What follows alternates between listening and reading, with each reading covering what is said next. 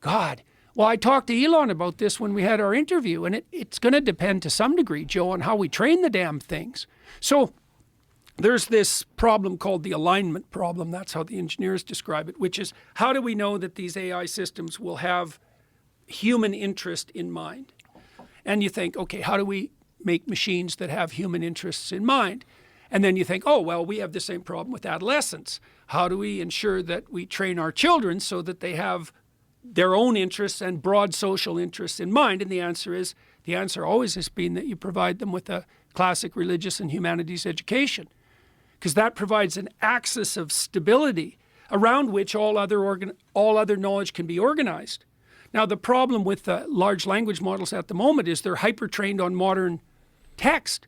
And so they're ideologically addled and woke. And so we've been experimenting with training LLMs on a more classic basis. So we trained one on the King James Bible, and we haven't released it because I don't know what to think about it. It's like, you can ask the King James Bible a question. I was like, what the hell does that mean? Right.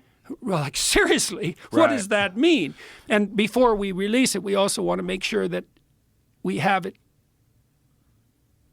We've developed the underlying technology properly. Okay, so what's the answer to your question? What AI will do will depend on the intent of the people who design it. Here's a terrifying thing. You tell me what you think about this. Okay. All right, so your thoughts are orienting phenomena.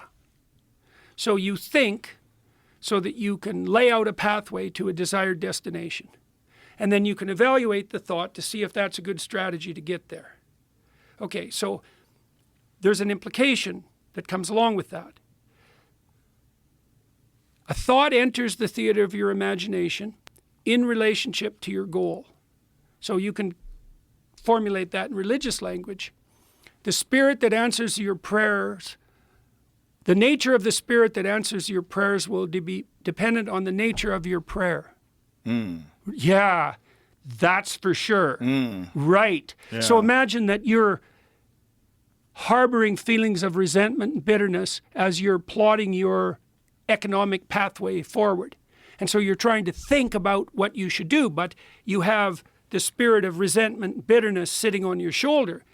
The thoughts that enter your mind are going to be a consequence of your possession by that bitterness to the degree that you've allowed it to shape your goal.